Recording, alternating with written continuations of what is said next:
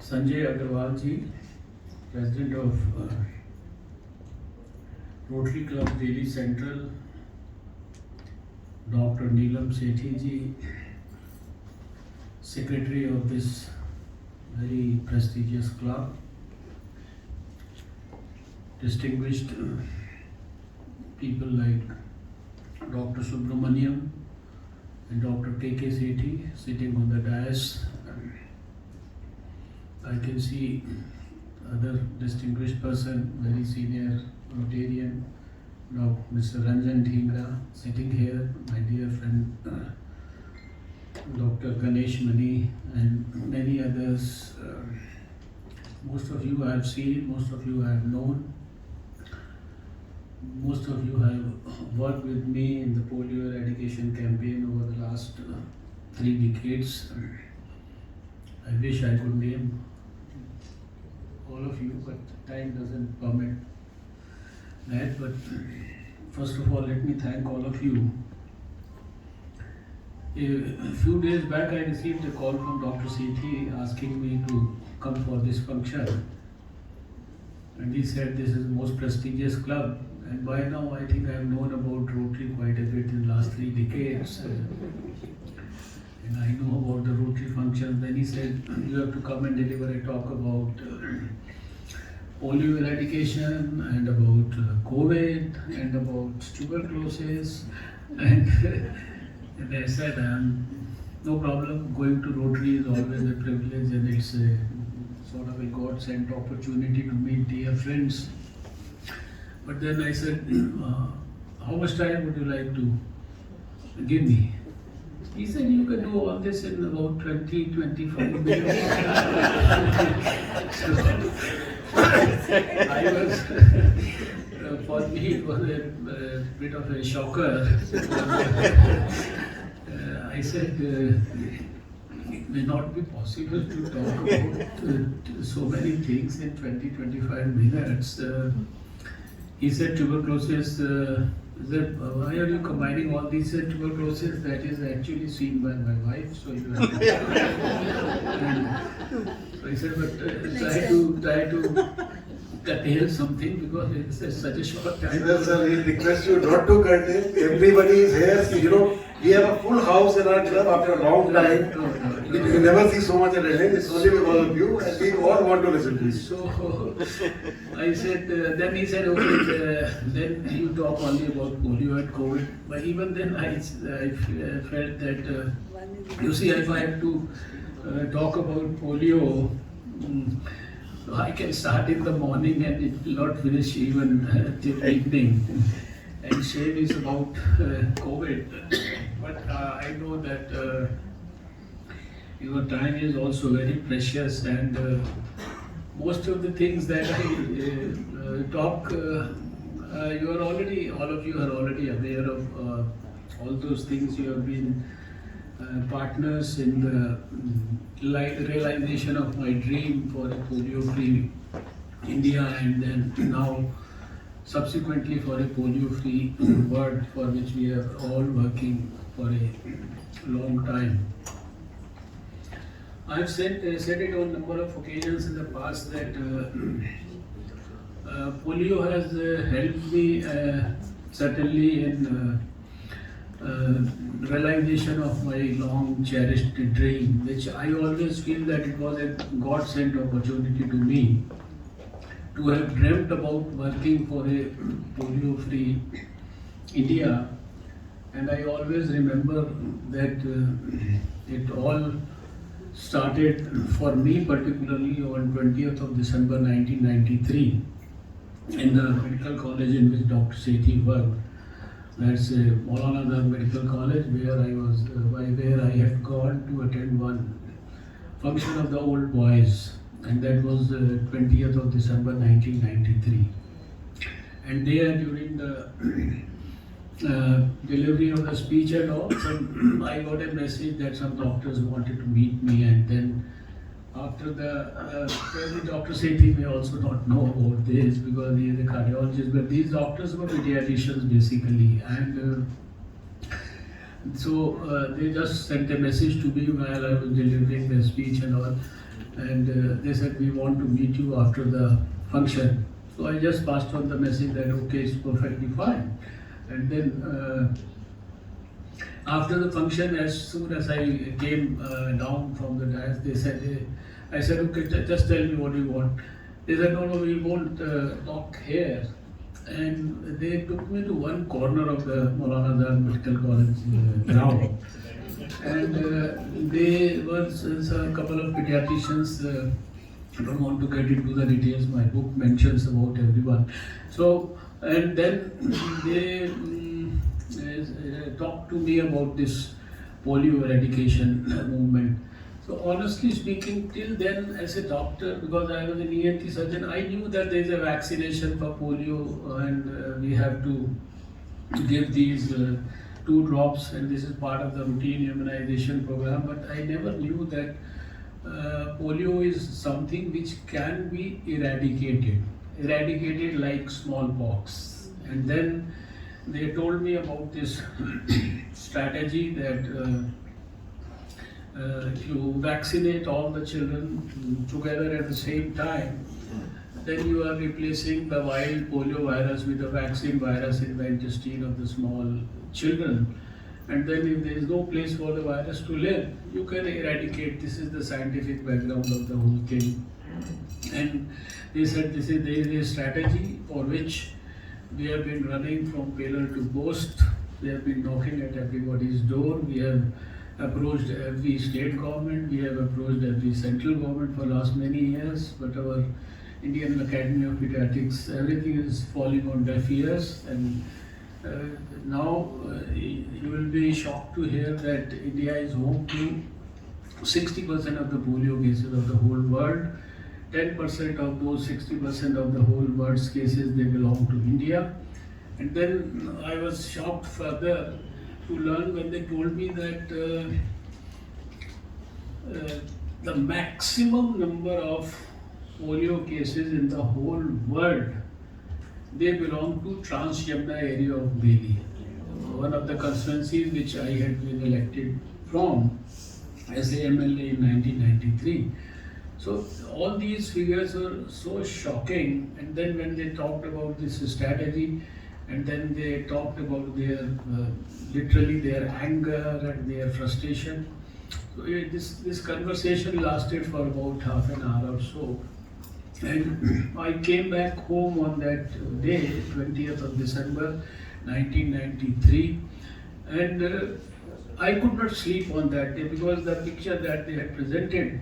We are aware that if you get polio, you get a handicapped child, you get those helpless parents who suffer for the rest of their life. But I had never imagined their plight so closely. And that night, in fact, I could not sleep.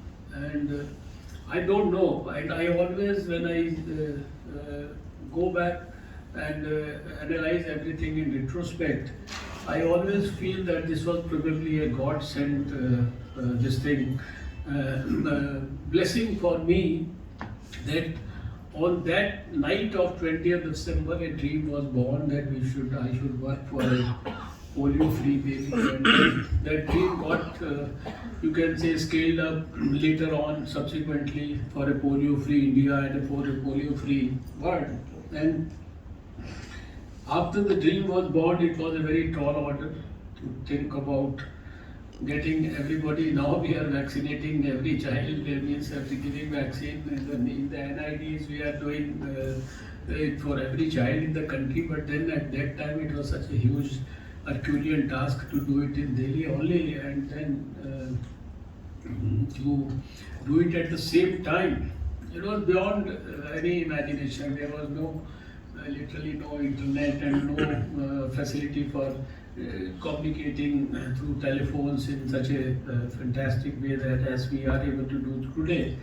So next day itself I got hold of all these. I called WHO, wrote to them. I said, just send me everything about polio that has happened all over the world. And they had sent me this much of a bunch of papers, which took almost 10 days to read.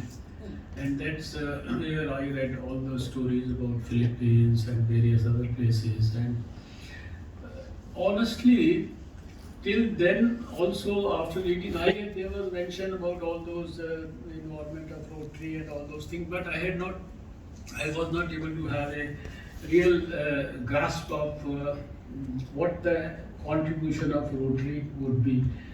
And I had only thought that Rotary is like any other club of rich people, go, drink, dine, enjoy. So, in fact, that story started with the core group of 4 people. We started working in Delhi, and I was independently working for doing something, and I had involved the doctors and everyone. And then suddenly I always recall that meeting because I considered that as a very important turning point in the history of polio eradication in India, at least for me, because that meeting became instrumental. Sudarshan Agrawalji, one of your esteemed leaders and a very dear friend and a godly figure, mentor for us all, he came to my office when I was health minister. And it was sometimes when I had already worked for this polio-free campaign in Delhi, Pulse Polio program for 4 months. We were in the midst of all the preparations. And then he had come to me for complaining about something, somebody asking for some bribe in something, some issue was there. And while he was talking to me about that, I was attending a telephone call about my meetings around polio. And then only he could overhear that I was talking to someone about polio, this, that, and for a long time I was at this. So then he could appreciate that I was also doing something for polio. And then he said, oh, you are doing something about polio. I said, yes, I'm planning this, and that's how. And then he said, will you do me a favor? Tomorrow, I think that was May end or something. You have your change over in first June or something. So that was the time. So he said, why don't you come and attend and address one of our Rotary district governors meeting, which was in this hotel, Lalit Hotel. Earlier at that time it was Hilton or something. So that is how I got in touch with Rotary. And then you see, because I call that meeting as meeting with Sudarshan Agrawal, because that was a great blessing in disguise. And that is how when I recall everything, and I think that the support of the Rotarians at that crucial moment when I was planning it for the first time, and we were facing so many hurdles, so many bottlenecks. There was no money in the government budget system. And for the first year, we mobilized 1 crore rupees by reappropriating 20 to 25 lakh rupees from the budget of 4 big hospitals, including Loknayak Hospital, where Dr. Sethi worked and GB Pant and all. Those 1 crore rupees were reappropriated with the help of my finance minister. But because we got in touch with Rotary, so this was a huge force of Rotary volunteers. And then there was that humble O.P. Vaishsa, whom we used to call oral polio. And they promised that don't worry about the material, the caps, all the publicity things that we required. That was a great help. And I think the first campaign, 1994, which became instrumental in getting us the success at the national level, it was a fantastic support of Rotary International, and this whole thing has given me that satisfaction that we are now with it. But the greatest, for me, the greatest pleasure or the positive outcome of that has been the friendship with Rotary International, and because after that, I think I can name, I think, dozens and dozens of meetings all over the country, and even in far-off places like Brazil, Rio de Janeiro, where the great Raja Sabu, he organized a meeting for me in Rio de Janeiro. I had gone there to receive the Haas Award of WHO in 1998, and he said, "You are going there, why don't you go and address the Rotarians there?" And I still remember that they were like, when I went there, that function was very typical because they probably didn't understand English. They were talking in there, so there was a translator and all. So there was one old, huge, great person who was everybody was giving him a lot of respects. And but I was not able to understand why is he being so. Then I asked him, who is this man? Who is this gentleman? He said, he is the person, and that this particular thing I used to quote in all the Rotary meetings to inspire people, that is that he is the man who was the district governor of Rotary here in the year when this Brazil got this polio-free status and all. So that's why he is respected, so much loved and all that. So the point that I was making, that apart from the satisfaction of getting this polio-free India, we never believed, at least I was always unsure whether in our lifetime we will be able to see a polio-free India, or whether we will die in this dream. And always we feel fortunate that we have been able to see a polio-free India in our. So the second outcome has been this friendship with Rotary, and there has been, you see, many people have worked, many health workers have worked, many organizations, national, international, have worked. I can name at least, I have been in touch with at least 400 organizations, small and big in India. But the contribution of Rotary has been immense. And when I later on, when I, in fact, I was going through the contribution of Rotary in detail, when I was writing this book, then I went to the history of all this, and then when I realized that the inspiration to work for polio was given to Rotary International by Albert Sabin. You see, we know that there are two great gentlemen, Albert Sabin and Jonas Salk. These are the people who gave the oral polio vaccine and the injectable vaccine. And Albert Sabin, he in fact advised Rotary in the 70s that Rotary should work for vaccinating children against polio. And then you have first in 1979, Rotary designed the program to vaccinate children in Philippines, some 6 million children. And then when they started doing that, they had their dream enlarged, and then ultimately they enlarged the dream to the extent in the mid-80s that by 2005, when you complete 100 years of Rotary's existence, we will celebrate the polio-free world.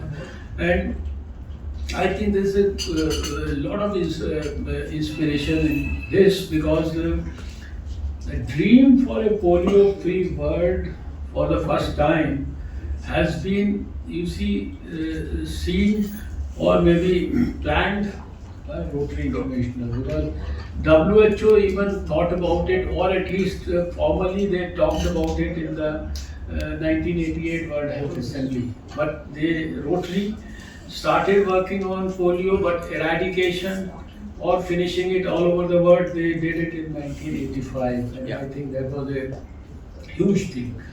And the greatest thing that I actually saw in Delhi was that on 2nd of October, many of you, I'm sure all of you must have been Rotarians at that time, 30 years back also,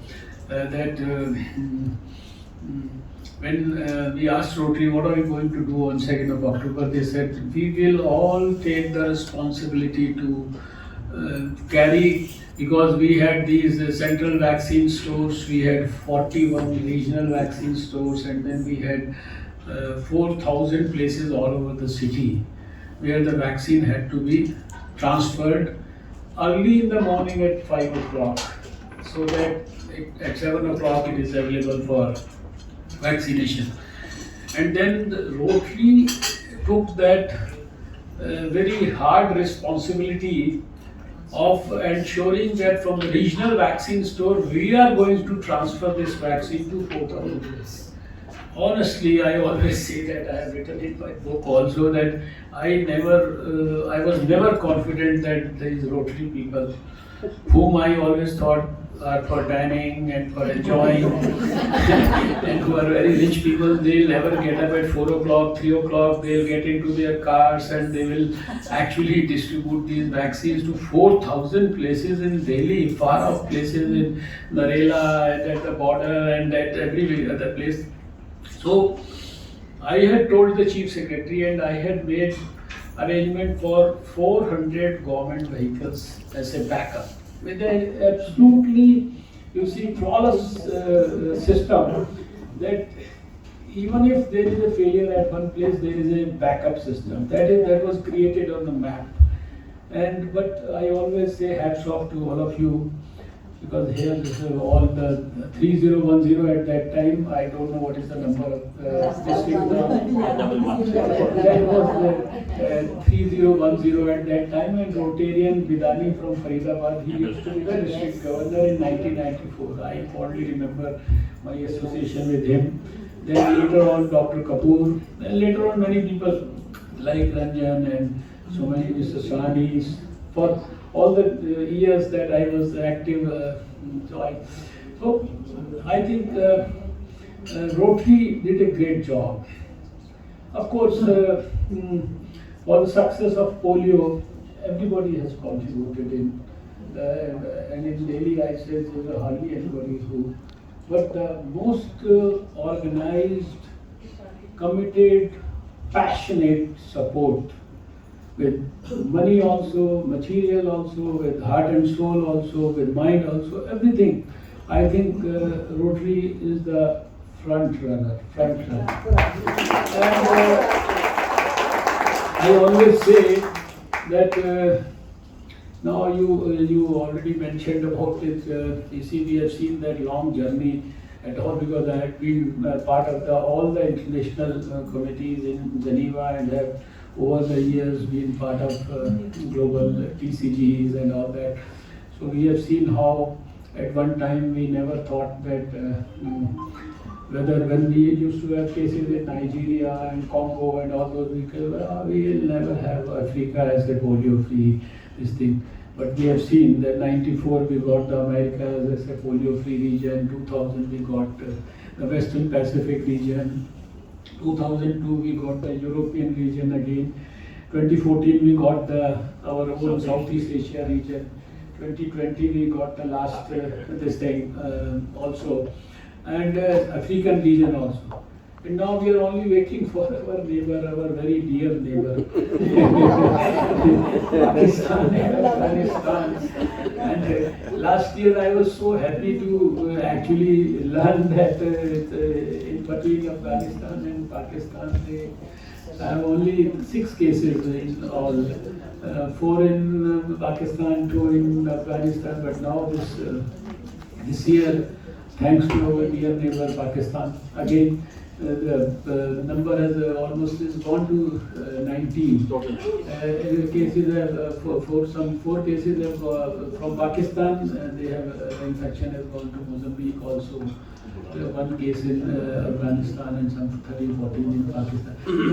So still we are like struggling. But I'm sure, I know that we have seen much more difficult situations in towards the early part of this millennium. We know when the cases started rising in India once, and then there was a problem in Uttar Pradesh and Bihar. And I used to travel to many districts in UP, Bihar, and there was so much of Muslim resistance, and the women used to hide their children. So we have faced many difficult, and those were the times when we used to think, oh no, I don't think we can ever have this dream fulfilled. But now, as he reminded you, last case we saw was on 13th of January 2011, and it's almost over 11 years now, no case in India. But I'm sure that whenever this whole thing happens with Pakistan, Afghanistan having finished, and then 3 years later, when the victory stand will be created wherever, I don't know. So the Rotary people will, I think, they will feel the real pride in being part of that victory stand, because your contribution has been very immense. And when I was coming here to this hotel, I was reminded of a very important event that happened here on this road in 1995. There is also a mention of that in the book. You see, when we had finished this whole thing with the help of Rotary also successfully in 1994, then suddenly I realized that what I've been only dreaming about is polio-free Delhi. What is it going to do? It's not going to do anything at all. And then this dream got enlarged, and then the dream was to get a polio-free India. So polio-free India, you need the whole country to be involved. So on my own, I remember that in '94, after having done it on 4th of December with all of you, my 20 minutes must be over with you. I don't know because I said that this is a story. As I said, we are all ears. We are still waiting for your COVID comments. I thought let me. This is my way of paying tributes to all those who worked during those, because many of those people are not with us. Sanji is blessing from there. Raja Sabu is there. Raja Sabu is in Chandigarh. Means all you had 3 international presidents from India during. Raja Sabu was earlier president, then Kalyan ji became, then recently Shekhar ji also became the international president. So once we had done it in Delhi, and this was the main problem, I'm just telling you a very crucial role that Rotary played, which probably may not be known to many of you. So the first time I went to started meeting people was, I had gone to Vijayawada for a IMA conference where I was awarded this thing. And fortunately, N.T. Ramarao is no more. He used to be the Chief Minister of Andhra Pradesh. He was there, and I had a meeting with him. I said, I started going to various states on my own, never realizing it, because the central government, we had unfortunately a minister who was a doctor, but he said it is not possible in India. And Narasimha Rao will never agree for this. You have done it in a small place like India, Delhi, but it's not possible in India. And he was a radiologist from Assam, the union. So then I started moving to various states on my own. And the first man whom I met was N.T. Ramarao. But then suddenly I realized, how can I get success with this? But then the crucial role of a very distinguished statesman came with L.K. Advani. I said, sir, the union government is not listening, and this is a very important thing. And he had by then appreciated, because Atalji, Advaniji, they were all involved in the '94 campaign. So he said, you forget about them. You call the 4 BJP states, meet the BJP state chief ministers and the health ministers, and you call these health ministers in Delhi. And take a 2 days meeting explain to them how you have done it in Delhi and let them do it in their own states. So we had our government at that time in Maharashtra, Rajasthan and Gujarat, etc. So next to this hotel is a Park Hotel, somewhere on this road, Janpat. Maybe this side. So on 1st May 1995, we called a meeting of the 4 states, BJP ruled states, demonstrated to them everything that we have done. 1st May, we did a press conference that 4 of us are going to do it together in 1995. And we were in touch with all the Rotary leaders about this, your senior leaders. And then on 6th May, and the same says, after doing this, I wrote a letter to Mr. Antule, who was by that time, he had become the Union Health Minister. Union Health Minister, he had become by that time. And I met Dr. Shankar Dayal Sharma. So I said, sir, I want to call a meeting of all the health ministers of the country, and I want you to preside over that meeting. And I am also requesting the Union Health Minister for that. So he was a very graceful, very nice person. He said, doctor, he literally became a little angry. He said, you have been doing it in Delhi, why did you not involve us in 94, this, that? I said, sir, I was not able to get an appointment in the Prime Minister's office. So in the first timer in politics, I never thought I can get an easy appointment with the President. So he promised me he was going to US, come after, I will come for your meeting, you organize and I'll come back in June and all. So simultaneously, our Rotary leaders, they went to Mr. Antule. I had already written to, no, I don't need. I'm okay. unless it is an indication. No.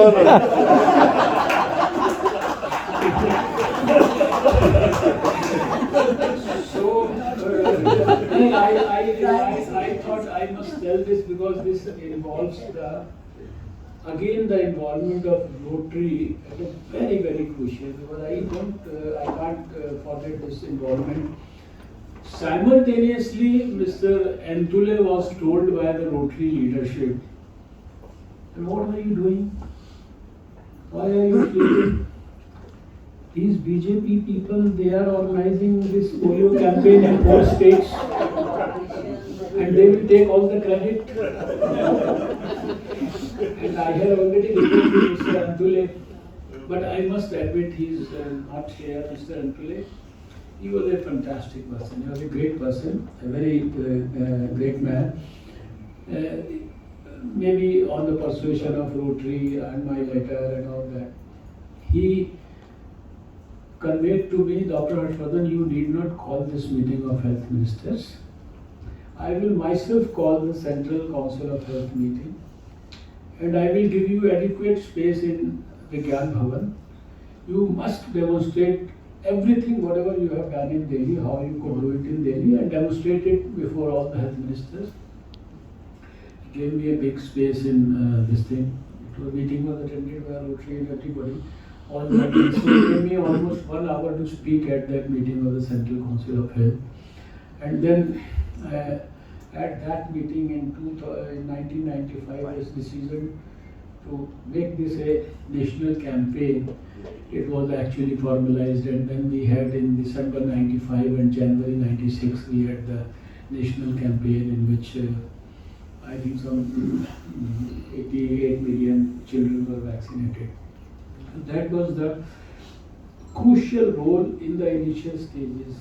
And after that, I think it's a long journey, and at every step I have seen that the Rotary leadership has been involved very thoroughly in the national level, international level, all the Geneva activities, meetings with WHO, UNICEF, USAID, Bill and Melinda Gates Foundation, that all international forums. I have been part of everything, and I have seen that so many of your international presidents have visited India, and it is, I think, your contribution has been excellent. But I still feel that because of our dear neighbor, we cannot be complacent, and we can't enjoy that pleasure means constantly, and it can't be an eternal pleasure for us, because as long as there's even one case, whether it is in Mozambique or in Pakistan or anywhere, we are not safe. And so the only thing that we can do is to make sure that we keep the immunity levels of our children for polio at the highest level. And for that, the only thing that is required, as long as the polio virus is surviving anywhere in the world, we can't be sure that it will not come back to India one day. So all the NIDs for which I was so happy to learn that Dr. Subramaniam, he could proudly say that.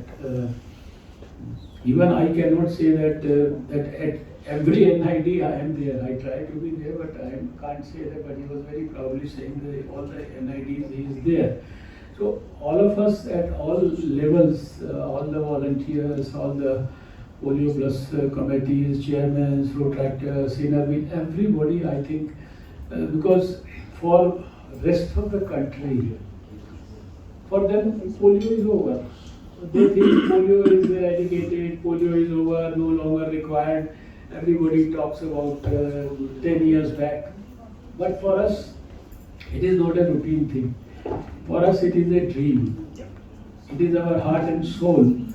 And we are waiting for that, for standing on that victory stand when the whole world is declared polio free. So I feel that this is the most important. I don't want to get into the technicalities. There are so many technical issues. There are vaccine, derived polio vaccine, this, that, injectable, etc., etc. But whatever program is devised by the government, because it's the programs that are devised, they are all with scientific scrutiny, scientific advice, discussions with everyone. So we have to make sure that there is we are participating in them with the utmost meticulous approach, total thorough diligence and all those things. That is, I think, the job that Rotary needs to be doing right now as far as polio is concerned. COVID, I think, I should not start the chapter. COVID, 2 years we have all faced it. I feel sad also about being at the helm of affairs in COVID, because although it has given me the greatest experience of my life and the greatest confidence after having done polio, because at one time we never thought that polio eradication, is it really possible like smallpox, but we could get it. And COVID also was something which we never knew about, but I think the very fact that we lost so many hundreds and thousands and a few lakh of our friends, there is no one in this gathering, I'm sure, who cannot think of someone who is close to him or her in the family or in the relationship or in the friendship circle whom we have not lost. We have lost healthy people, younger people also, older people also, or parents also. We have lost so many. So that always gives me the greatest grief and sadness. But the very fact that in spite of being a country of 1.4 billion people, we have been able to do extraordinarily well. I was in America last month for 4 weeks, and everywhere we got a huge applaud for the way India could work in COVID, for the way we could develop the vaccine. I was at the helm in Science and Technology Ministry, and we could oversee how fast our scientists developed the vaccine, could give it, make it available for the society. And for a country like India to be able to give a vaccine and all these boosters to over 200 crore people, I think that is a great target. And the very fact that in spite of every day so many cases coming, still 8 died and all, we are like relaxed. We don't think of we are so much bothered about mask. It is all because our immunity levels, because of the vaccine, they are all high. But this COVID also, everybody has worked very hard. And I fondly remember my meetings with through video with the Rotarians, also with your Shekharji, which were facilitated by our dear friend Ranjanji, and how Rotary collected money, material, and they could help people with all sorts of things. And we have, I think, extraordinary capability has been shown by our people. Whatever we did not have, we started preparing all that in the country, and we became world leaders, supplying drugs to more than 150 countries. Once we started making PPE kits, we were having more than 100 of manufacturers, and we were starting to sort of export things. And the way our surveillance people, you see, one of the most successful outcomes of polio eradication has been the development of a fantastic national surveillance program, which India developed in the 90s with the help of WHO, which is helping us in having everything. I was at the helm of affairs when Ebola came, and it was a dreaded disease with almost 100% mortality. But because of that effective surveillance system in the country, 2014, I could manage that Ebola virus will not be allowed to enter India, and we did not allow Ebola virus to enter India.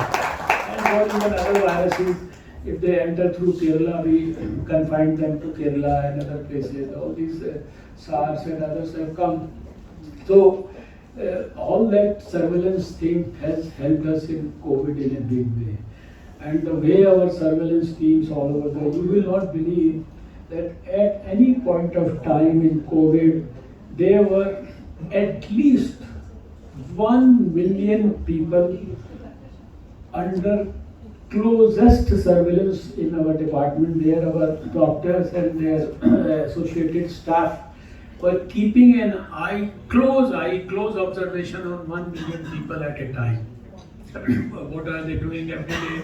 People were being telephoned, and when you got a case, then the first case that came, that medical student from China, and when we did the contact tracing, we had a contact tracing of 162 people, starting from the flight that she took to the airport where she landed, to another airport, to the hotel, to the taxi, to the railway station. Everybody who could have come in contact with her, he or she was traced. And 162 contacts we traced. Such a meticulous thing was done by our health workers, our doctors, and I would say hats off to the doctors and their families in that. We have to be grateful to them because they were working under the extremely most difficult circumstances.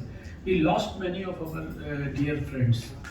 We lost people like Dr.